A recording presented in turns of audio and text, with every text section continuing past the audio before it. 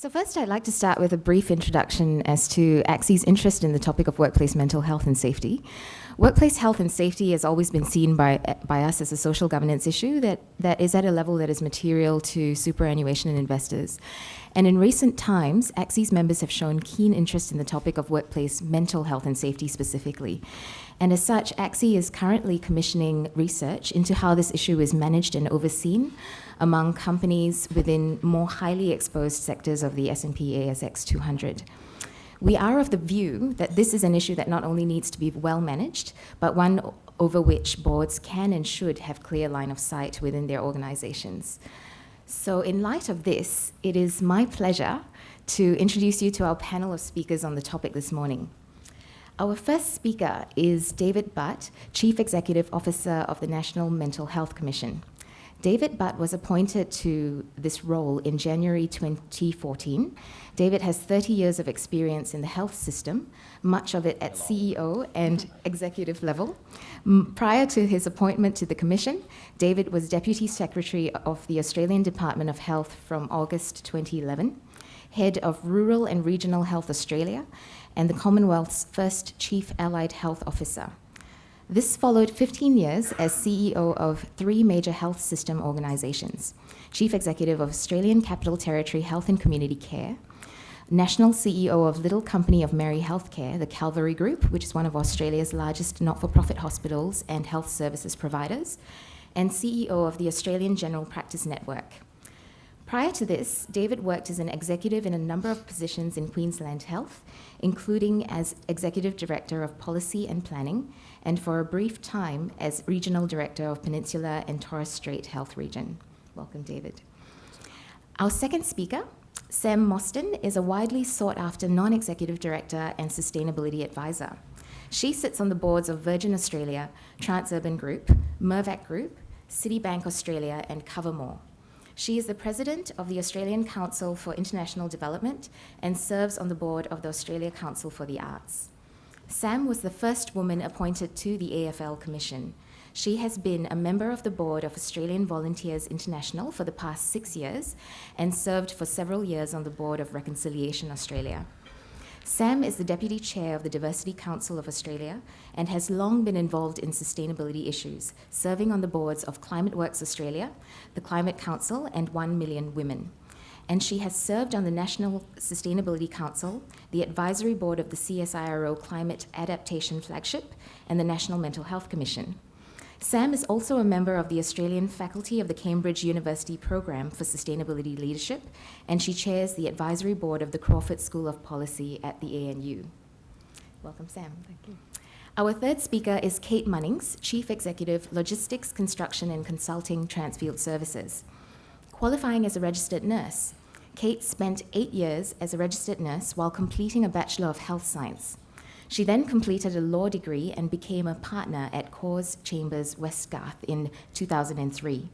Specialising in construction law, Kate developed strong relationships with a range of private and public companies and government. Kate then joined the partnership at international firm Baker McKenzie, where she held a number of leadership positions. In 2006, Kate joined Transfield Services and was accountable for various support services, including legal, risk, procurement, commercial management, and corporate affairs. In March 2014, Kate was appointed to the role of Chief Executive Operations. She is accountable for the logistics, construction, consulting, and welfare services provided under a portfolio of contracts with revenues of more than $2 billion and over 9,000 employees. Kate is also on the board of South Eastern Sydney Local Health District. Welcome, Kate. Thank you. Each of our speakers will give a short presentation, and then we will throw open to to you audience for Q&A. If you have questions that come up during the presentations, please note these and raise them during question time at the end. So without further ado, I would like to invite David to kick us off. Okay. Oh, it works. Thank you, Shalini, and thank you all of you for being here today. And I too would like to acknowledge the traditional owners of the land on which we're meeting today and pay my respects to the elders past and present. I would apologise, Alan Fells, our chair, was trying to be here today but he's actually overseas at the moment, so unfortunately he couldn't be here. But I would really like to acknowledge the presence of Sam Mostyn, one of our founding commissioners, who was very instrumental in driving the National Mental Health Commission and the work it's done over the past few years. I would also like to pay my respects to people with a lived experience and their families and other supporters, because that's very fundamental to the work we do as a National Mental Health Commission in working with people with a lived experience. And if you look at workforce participation, then you'd say, well, we've got, what, 240 people attending today, albeit with fog problems. That would mean that basically 40 people in this room would have had a lived experience, and others would have be carers or families and so forth. And there's one chart that's gone up there about distribution of mental ill health in Australia, and I just think it's an important thing that I wanted to start with, to say that mental ill health is a problem that none of us can avoid. It's something that impacts everywhere. So and I think that's an interesting point, because in our experience over the last few years, it's been very much that some employers recognise the issue of mental ill health in the workplace and the impact on productivity. I mean, if you think about where you're coming from in relation to ESG risk and so forth, it's not something you can avoid. It's actually there, present all the time, and it's something that therefore we need to manage, like all other issues, risks, workforce, etc. The distribution of mental ill health in Australia, you can see there, it's about 3.7 million people in Australia, and 1 in 6 people in the workplace, their levels of functional impairment, I mean, you can go from mild up to, I mean, the very pointy end. Probably not many of those people are in the workforce, but if you can go to those with severe and episodic illness, a lot of those are in the workforce. A lot of those, they can be captains of industry. So mental ill health manifests itself right across the spectrum of what we do in the workplace, and therefore it's an issue not only in relation to investment and economic impact, but it's also an issue in your own workplaces. And so therefore I just think it's important to recognise that and to say you can't avoid it, you've got to deal with it. And we can now get rid of that slide. So, National Mental Health Commission, our focus has been on how you look at a contributing life, picking up on that point.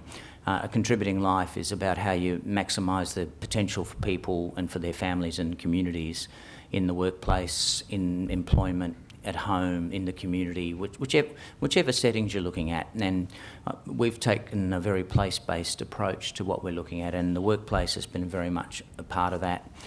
The impact on productivity has been a very large part of that. We were tasked by the government when they were elected to do a review of the national mental health system and to look at programs and services across the whole Australian community, and particularly to look at what makes a contributing life. And that's the report, 700 pages, and I thought I'd read it to you. You told me I didn't have time. Okay. But the vision is very much in the title. It's about contributing lives, thriving communities. Contributing lives has been the theme that Patty and co were very much focused on when the National Mental Health Commission started, and we focused on contributing lives. But if you think about contributing lives, I mean, if you can get people to participate as much as possible, then contributing lives therefore drives thriving communities, drives the economy. And it's a very fundamental factor, because if you think about mental health, the burden of disease, about 13% of the total burden of disease, but it's about 24% of the non-fatal burden of disease. And the reason why it's the non-fatal side of things is because it impacts so young. Unlike things like diabetes and cancer and so forth, it impacts, 50% of mental illness manifests itself by the age of 14, 75% by the age of 25. So it's hitting you when you're supposed to be in education, getting into employment, buying houses, having relationships, all those sort of things. And we've got huge impact on what happens in the community because of it. So, and it leads on to other, it's associated with other physical illnesses. I think one of the bad things about mental health, and one of the things we've identified very strongly in our review, is that we don't really easily recognise the link between mental health and physical ill health. Some of it's related to the drugs that people take to manage their mental ill health.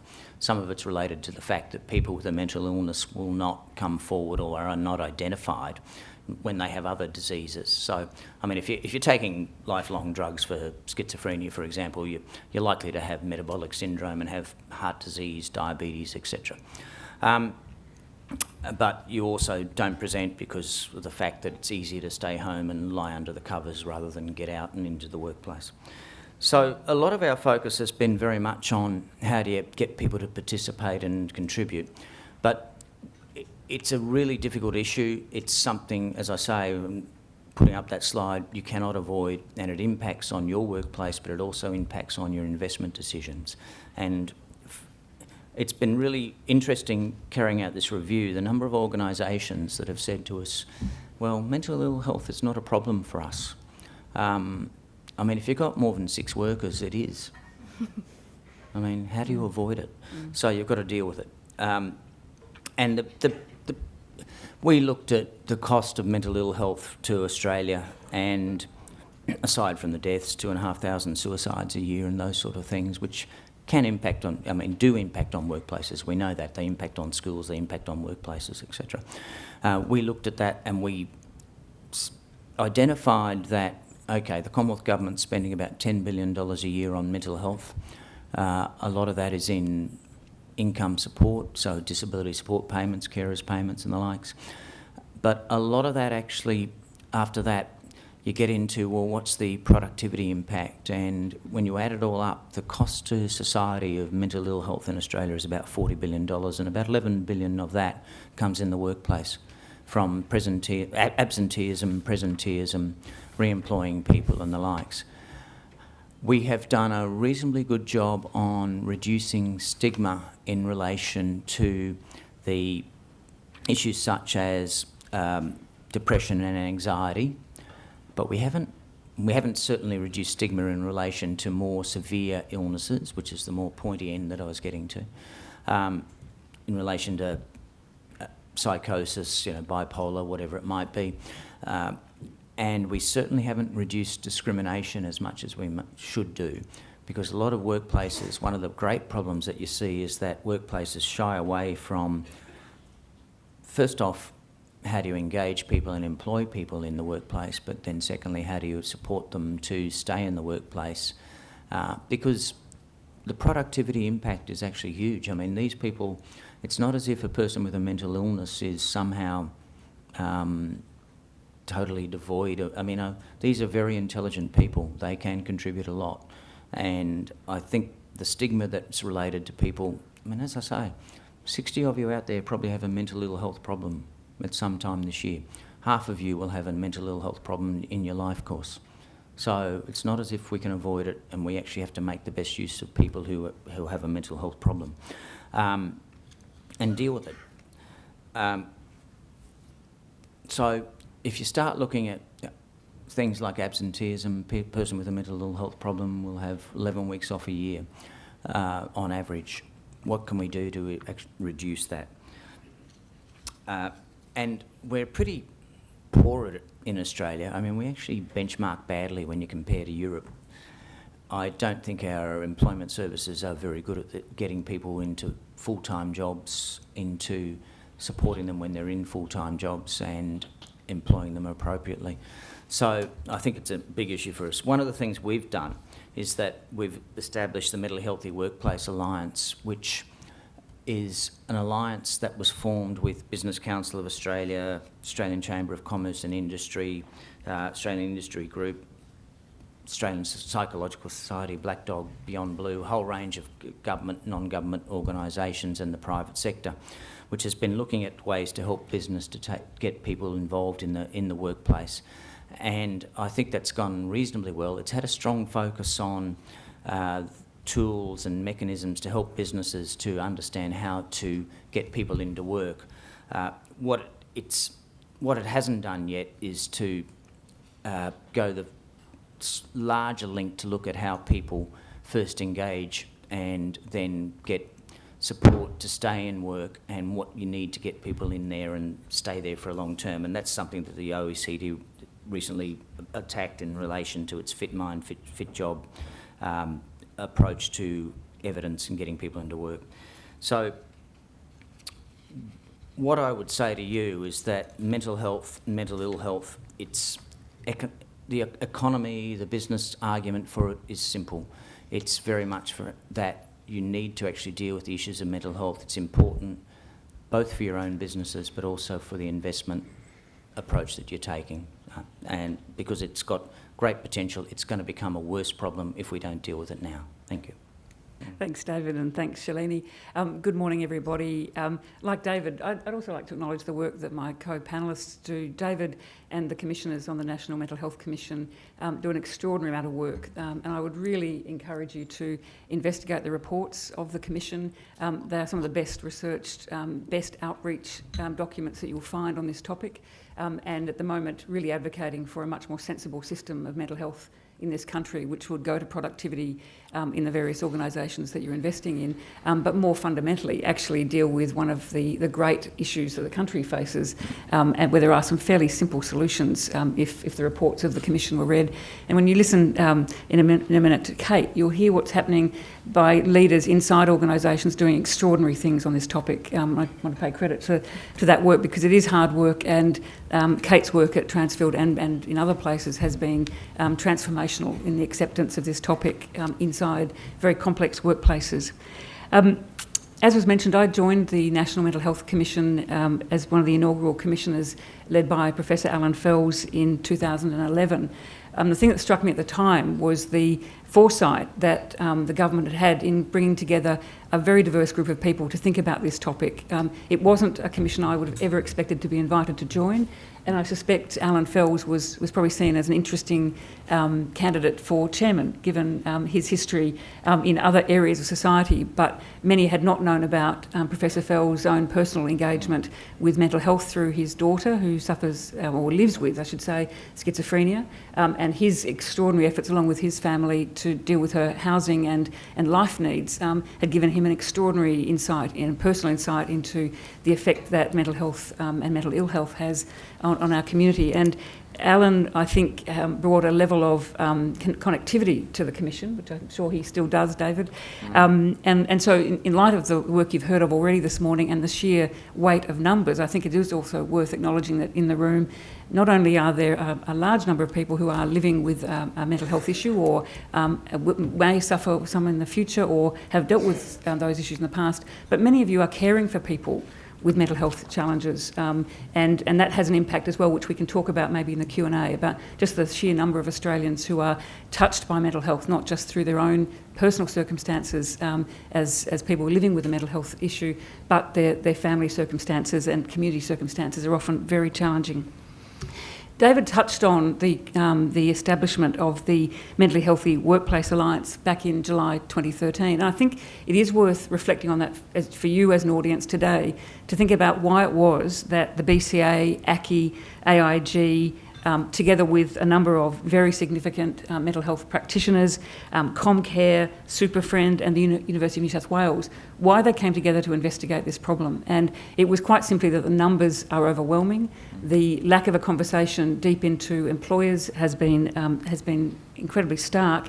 And it was that link of big business, small business and professionals to start looking at this to say, what is it that needs to change from an active research perspective and then behavioural change inside organisations that would truly explore what a mentally healthy workplace would look like.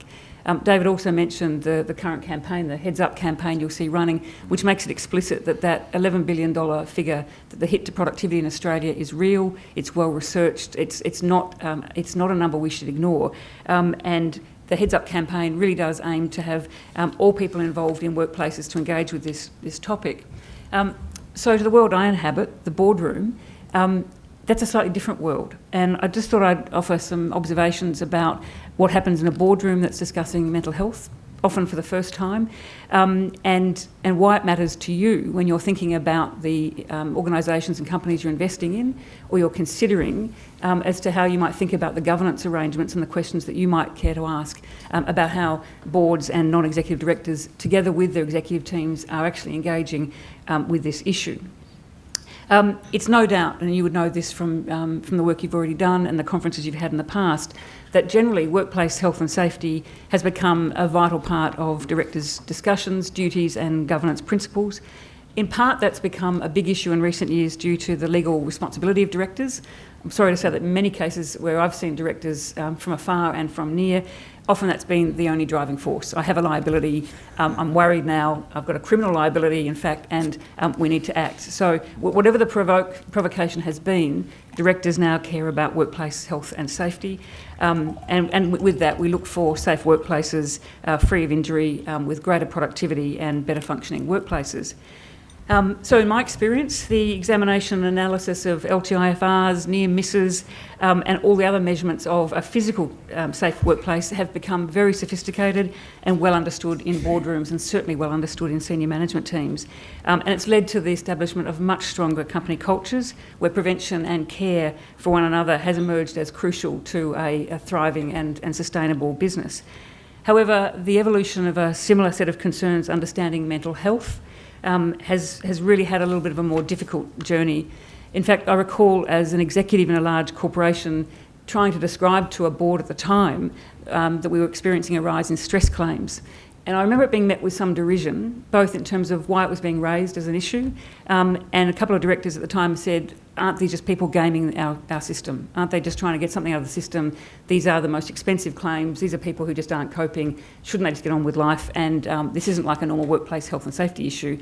They saw it as a trend of employees gaming an insurance system, which at the time I found concerning, and it wasn't until I became deeply involved in the work of the Commission to understand just what that stigma is for an employee to talk about stress, anxiety, depression, and then any of the deeper forms of mental ill health that lead to a revelation inside a workplace that time is required or some sort of compensation is required for the state of the organisation in not dealing with the things that may cause greater mental health challenges.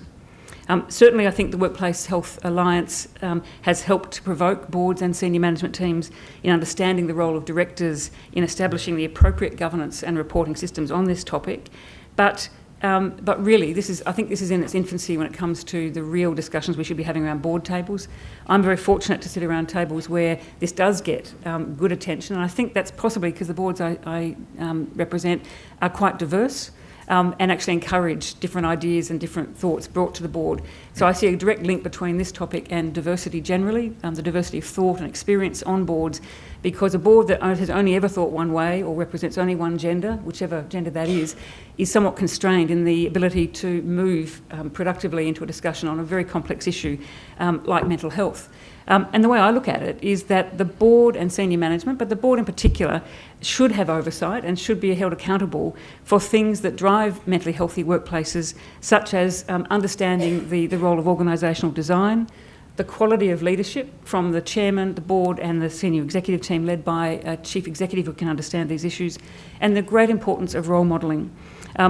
Boards should be aware of whether the organisation has the provision of appropriate support services and recovery mechanisms for those that actually are living with a mental health challenge or caring for someone with similar challenges.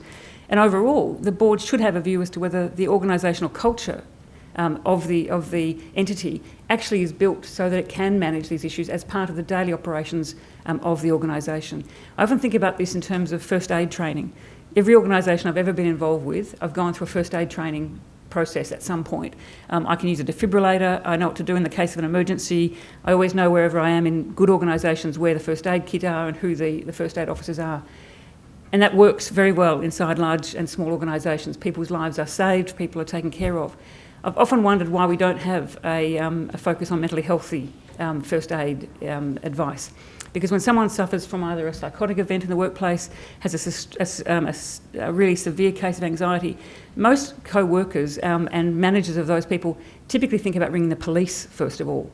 They get worried that there's a physical threat, that this person is somehow very dangerous. And so the first interaction that a workplace might have with someone suffering from something that's linked to their own mental health issues could be with the cops turning up to remove someone rather than the AMBOs coming to offer care. And just thinking about workplaces in that context tells you, I think, how far we've got to go before we might have a first aid for mental health that just would run out just as normally as it would for physical health. David reminded us already of the cost, the $11 billion, and I think that's a very good place to start for boards who don't understand why this is so important for the governance of their organisations. But I think the other place to start with directors is really about their own personal experience. I regularly share with fellow directors across the director community that I had a grandmother who lived with schizophrenia, I have a sibling who lives with bipolar disorder, I had a cousin who took his own life at the age of 30. And I used to think my story was unique and that we had a very troubled family. But in fact, my story is just the same as most Australians. We're all touched by the effects of suicide.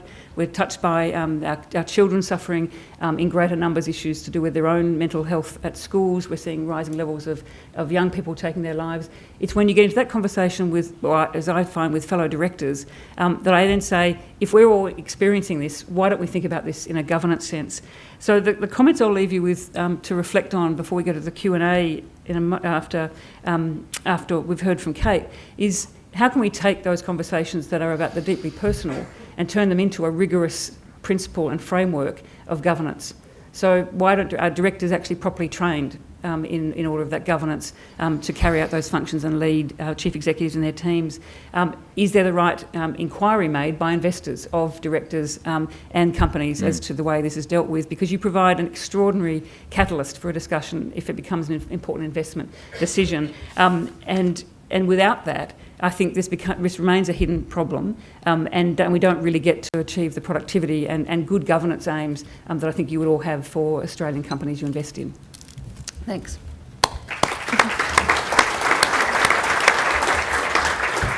And now I'm throwing to Kate Munnings. Good morning, everybody. My perspective on the issue of mental health in the workplace comes from three distinct sources. First, I'm the Chief Executive accountable for a workforce of more than 9,000 people, and I take that responsibility very seriously. The second influence is the time I spent as a nurse at Rozelle Hospital, caring for people with mental illness. But the most significant influence occurred a few months ago. On 13 February this year, I was at dinner with my husband when we received a call.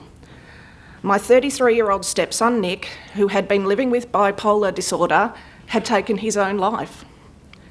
That tragedy created a ripple effect that has impacted so many people. Today, I'm going to outline the risks and challenges arising from mental illness that companies and in turn shareholders face. And I will also describe some of the programs that we at Transfield Services have implemented to improve our response to this issue. The cost to business arising from mental illness in the workplace has been mentioned today and is clearly set out in the PwC report. Untreated mental health conditions cost Australian businesses around $11 billion every year through absenteeism, poor productivity and morale, increased turnover and claims. So aside from the moral reasons for employers to care about the mental health of their employees, there is a clear business case that warrants action. However, a significant challenge stems from the interaction of four distinct legal rights that impact on both employers and employees. How employers manage the balance of this interaction will contribute to the effectiveness of their response. As an employer, we have a number of obligations, including the following. We must not discriminate against an employee because of a mental health condition. We must ensure that no adverse action is taken against an employee because of a mental health condition. We must ensure that information pertaining to the mental health condition of an employee is kept private. And we must ensure that the workplace is physically and mentally safe and healthy for all employees. The recent Germanwings tragedy has highlighted the complexity associated with the interaction of these obligations. People with mental illness can and should be productive members of the workforce. It would make a mockery of the current business focus on diversity and inclusion if they were not. However, employees are often unwilling to disclose their mental illness to their employer, and if they do, employers must keep that information private. mental illness is much less visible than physical illness, so an employee may be placed in a role that they are not fit to perform because their mental illness was not disclosed. Or, as in the case of the Germanwings pilot, an undisclosed mental illness has the potential to put other employees in harm's way. While this tragedy has heightened the focus on mental health in the workplace, I fear it has created a response that will result in employees being even less likely to disclose a mental illness. And there is the potential for an overreaction by employers, in that they may feel obliged to invest in costly mental health screening, which will only serve to stigmatise those who have a condition further. So the risks and challenges are complex, but the real question is, what should companies be doing about it? In my view, the response must be both practical initiatives and leadership. The practical initiatives that we have implemented are intended to protect the well-being of our employees. They include pre-placement medicals with psych testing that is related to specific role requirements and working environments. We have aligned ourselves with externally driven campaigns and service providers to raise awareness about mental illness. There are great campaigns readily available through Black Dog, Beyond Blue and local community-based programs. We also benefit from the support of an externally run employee assistance program, which is free and available to all employees on a confidential basis. And in circumstances where staff are working in a particularly stressful environment, we engage an organisation who place psychologists on site to support and monitor our staff's mental health and well-being. Mental health first aid training, which Sam has mentioned, has also been introduced and is targeted for managers and supervisors.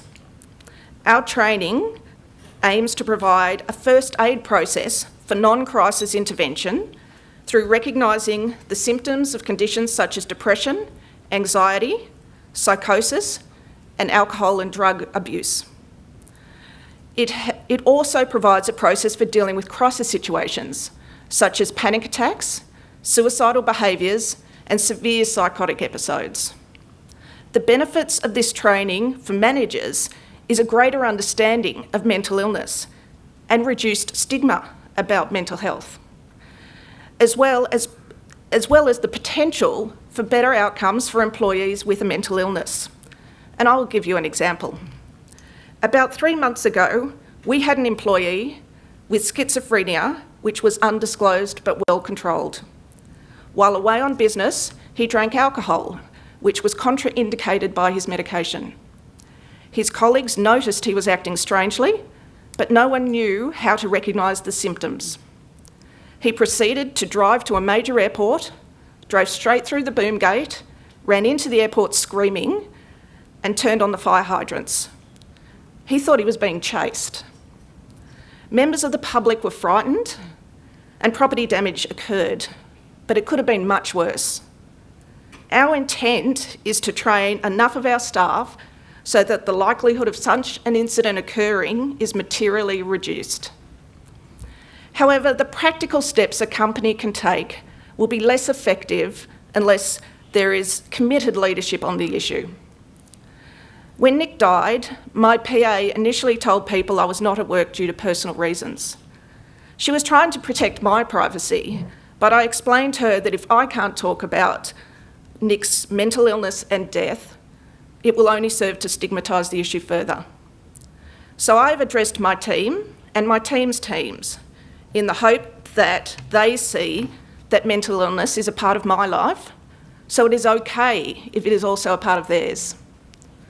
From my perspective, the board's role on this issue is clear. Most ASX companies have a health, safety, sustainability board committee, but there's generally limited focus on physical and mental health, as Sam has already mentioned.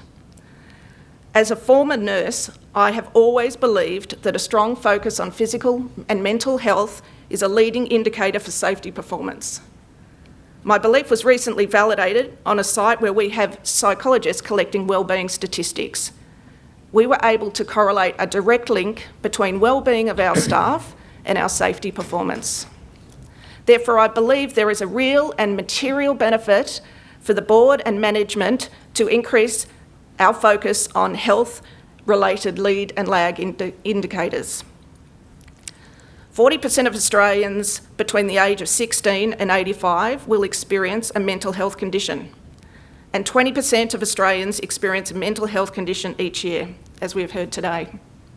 Therefore, the imperative is clear, and companies have an opportunity and indeed an obligation to play their part in this complex issue. Thank you.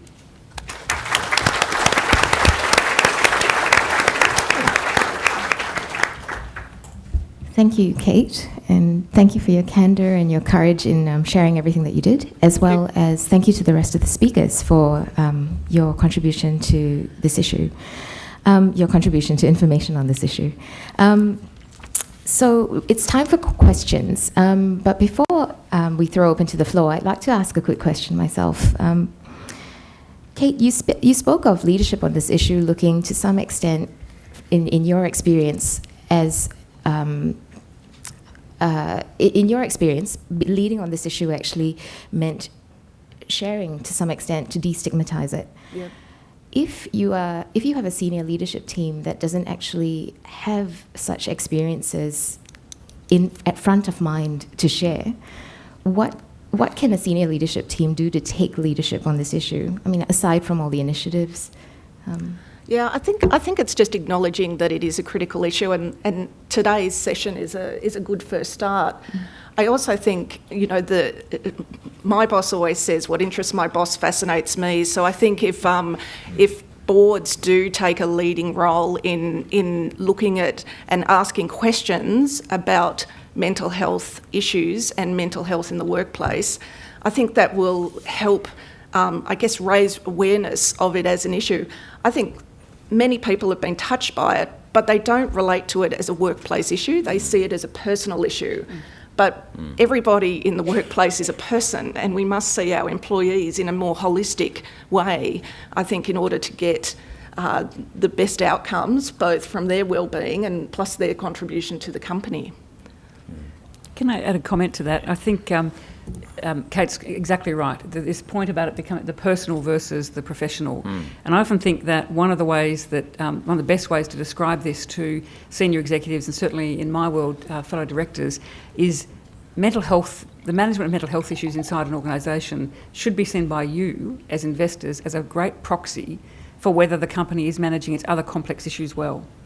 And if it starts from that perspective and we're being judged on complex management, that we're dealing with a society that's changing, are we innovative, are we able to deal with change, mass changes that hits our company in many different ways, surely one of the best ways to test that is the capacity of a board and senior management team instructing the whole company and being leaders by way of role models, that handling issues like diversity and the inclusion of all people in a workplace in a fair and just manner for great productivity aims, but more particularly for today, managing this mental health issue from a leadership and governance perspective should provide you with some sense that the other really complex issues that you're looking for good management are being equally well treated. Because this is very tough, and boards that actually acknowledge that how hard it is but take a leading role, I think, are probably more likely than not, and more likely than their peers, to be dealing with other very complex issues in a similar way. So I like to think of it as a proxy for investors about the other things that you're curious about in a leadership team and a management competence sense.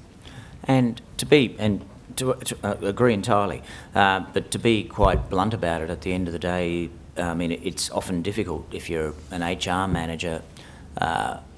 You really need it at senior leadership level. You need to be dealing with it at CEO and board level. And to be very blunt about it, it's the issue of you also need to remind people of their own liability, because we've had a good focus on safety. We've started to look very well at health in relation to the physical health of people, but the mental health of people is actually a large part of liability as well. So you can't get away from it.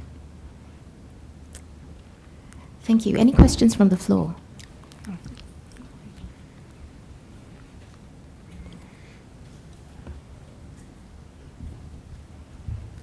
Hi, it's Yolanda Beattie from the Workplace Gender Equality Agency. As somebody who comes from a family with a history of mental health or ill health, I just want to thank you all firstly for the amazing contribution you make to this issue in workplaces.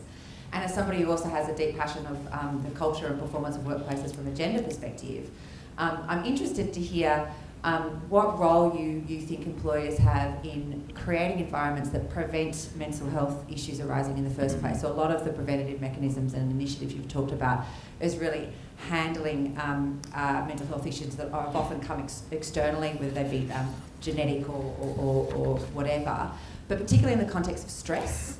And stress and creating environments that where stress is managed constructively and proactively, and specifically the role of flexibility and mainstreaming flexibility in workplaces to create more productive and effective environments looking at those mental health consequences as well. Thanks, Yolanda. That's actually where I think the world of work has got to look at this as the best frame to look at this as leaders and managers. That's why I think boards have got to think clearly about organisational structure and design, because often you'll find through workplace culture surveys what will come back from people is that the place is poorly designed. There are high stress levels created simply by the way the work is distributed or not. The lack of flexibility is often cited by employees as driving all sorts of issues, and mental health is one of those, both for those that find stress exacerbates an existing condition or that causes a condition. It's why boards, I think, are increasingly interested in preventing bullying behaviour, look at leadership traits that talk about openness, about actually having conversations with leaders who behave badly, and making it clear but the behaviour of workplaces of the past is not acceptable, because it does create an environment in which there are many mental health consequences. But flexibility generally is a door, I think, that opens, that helps the issue in the workplace and provides a valve that people can use who actually are managing this in their private lives. We do it for many other things. Childcare gets a huge run in terms of flexibility, but this issue, having a caring responsibility for someone with a mental health challenge, is becoming an increasing feature of people's lives. So flexible workplaces run by people who understand what modern leadership looks like, what a contemporary workplace must look like, and weeding out the kind of conditions that lead to stress, bullying, and work practices that just are no longer relevant in a contemporary society. But I think it does take an incredible point of leadership to actually call that behaviour and to redesign workplaces to deal with the issues that you raise. Yeah, and I would agree. I think leadership of companies, we have to spend more time outside of our head offices and less time in our head offices and more time on site. Last year I visited, about 200 sites and spoke to employees at every level of the organisation. So I really listened and was present. And I think that if they see you and you really understand what is going on in your organisation, you're better placed to make decisions about organisational structure, about flexible workplaces that are appropriate for your organisation. Having been in a corporate role for about 8 years before moving into an operations role, my key learning has been that we spend way too much time looking, navel-gazing, and not enough time out speaking to the people who are at the front line, who really suffer from the stress, who really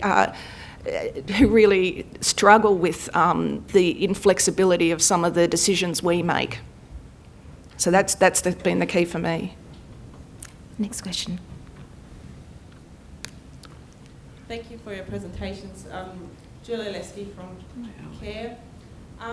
My question is, from an outside perspective, so perspectives from investors looking at organisations, you're talking a lot about leadership and leading on the issue.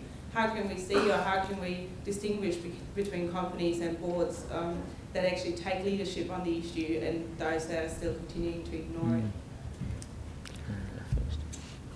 I'll have a go at that. It was as I said in my comments. I think you have an incredible opportunity to be the point of inquiry as to what the company is doing that you're investing in on this topic. When you raise it, for those companies that don't currently have it flagged as a leadership issue or a cultural issue, it will fast become one. That's what happens around boards and senior management teams when investors and analysts start asking questions. We've seen it with diversity and the analysis of the diversity and quotas and links to performance. It should be no difference with this. And I think we've seen that with workplace physical health and safety. If you have a very poor record on hurting your workers, investors take that very seriously. And we've got to think about the questions you ask about how we're hurting people in a non-physical way through the mental health analysis we run.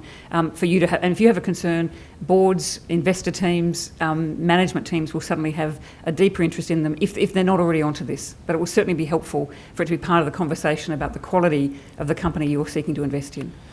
I mean, you're in an incredibly influential position in where you're at in terms of your investment decisions.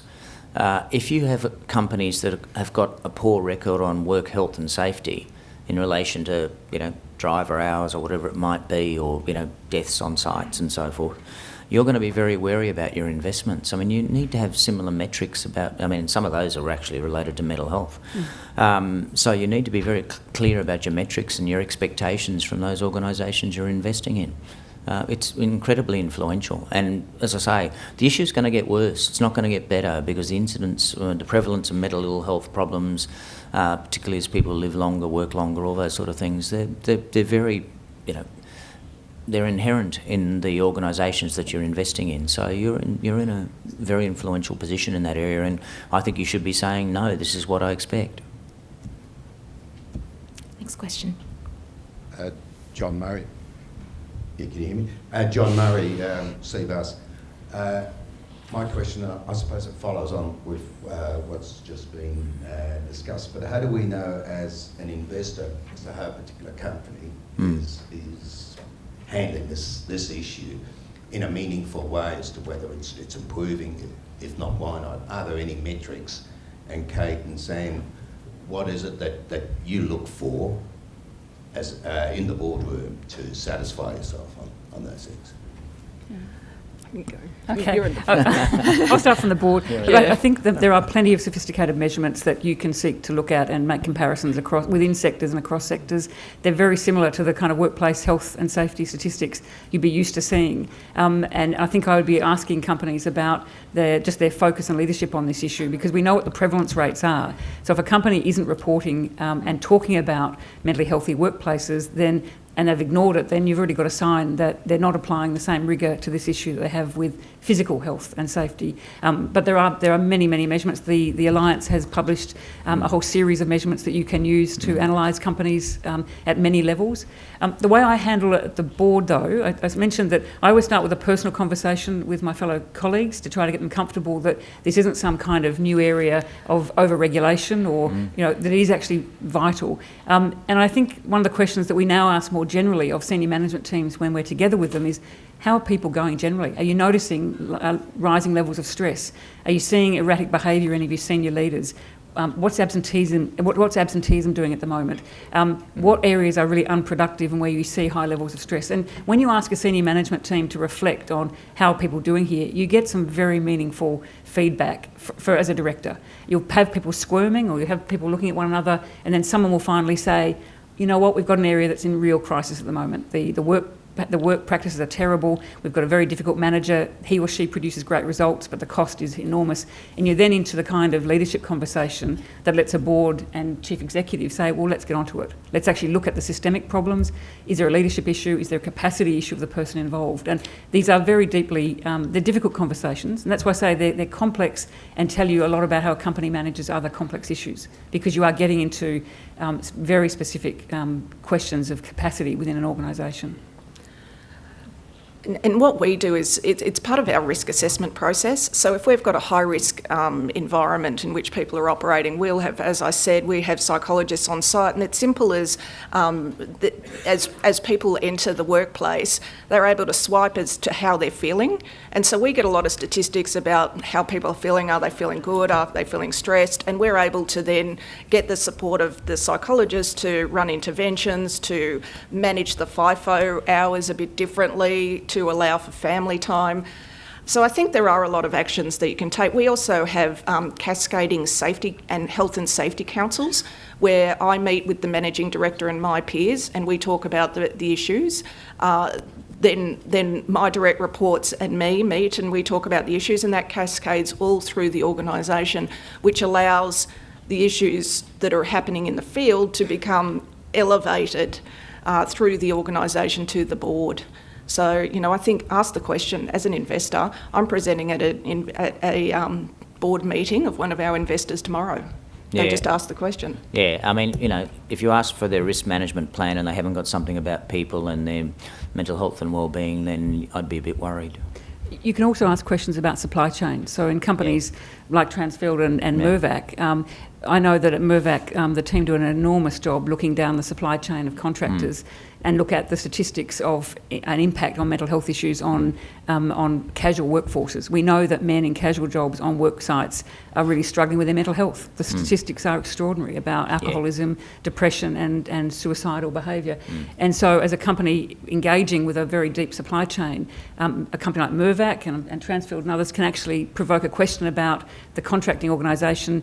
What are you doing about the mental health of the workers you're providing us, and how do we play a role in that? And back to Kate's point about site visits, when you visit a site and you observe poor mental health practices and you see people who are under enormous stress, financial and personal, you see other workplace practices being broken because they're not actually present at work. They're turning up, but they're deeply unwell. And so you've then got other safety issues in construction, for example, that need to be understood as well. So good companies, I think, look deep through their supply chains, deep through their cultures, and do have appropriate measurements that you can ask for as part of your assessment. One more question. Greg Noddle from Care Super. You've talked so far about senior managers noticing behaviour sort of at more junior levels. What about creating the environment where a manager will report the unusual behaviour of another manager? Yeah. It must be a really difficult environment. Yeah. It must be really hard to create the environment where a manager is able to report on his other managers and other managers. And I'm thinking of things like Alzheimer's. With the population ageing, Alzheimer's is going to be a huge issue. And how do you create that environment where it's okay to report this behaviour? Wow. Look, I just think it is the organisational culture that you create. I think that's the most important.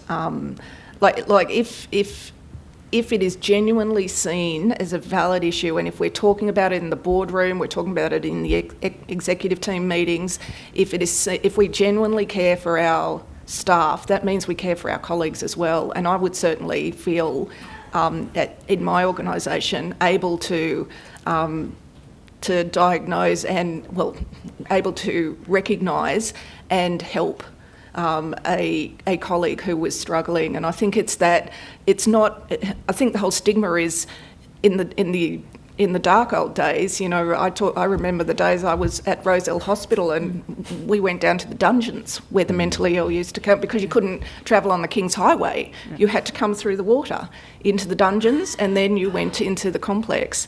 And so I think if it becomes more acceptable, if we talk about it more, if it isn't seen as something to hide and that is a very negative experience, I think that helps. I think Kate's right. You've got to have the preconditions in the culture to accept that this is an appropriate thing to do and not seen as another form of bullying or reporting on others. And I think this is where senior people do have a role to play as role models. At the AFL, it's not a publicly listed company, but it has a huge impact across the Australian community. And one of the most senior members of the executive team at the AFL was seen to be behaving erratically, and it took a colleague to talk to him about it, where he finally revealed he was managing depression, but his medication and his alcohol consumption were all out of whack. And as part of his journey and support from his fellow colleagues, he decided to do a roadshow supported by the AFL and Professor Pat McGorry to visit AFL clubs around the country and many of our sponsors to say, I actually function very highly in a senior executive team if I've got my meds right, if I take care of my personal circumstances, and if I know I've got the support of the organisation to stay in a very senior role. Now, his active leadership, supported by an environment that says it's okay to talk about your mental health challenges, was really instrumental in a lot of people at more junior levels self-reporting about their own issues and struggles, or talking about things they'd noticed in colleagues, also a lot of alcohol-related issues. But it did take an act of courage and leadership supported by a culture to say people operate at very high levels in very senior roles, and it's okay to talk about it. And that did open up a conversation at a much more general level across the organisation. Yeah, and just to add to that, I mean, and I agree entirely. I mean, I think it's a cultural issue, and culture has to be led from the top. But, I mean, if you had a person in the workplace who had cancer or heart disease, I mean, what would you do? You'd support them. I mean, I just, you know, the dichotomy between what we do with people with a mental illness compared to with a physical illness is just appalling. And that really needs to change, but it's a cultural change. It has to be led from the top. Great. Please join me in thanking our speakers.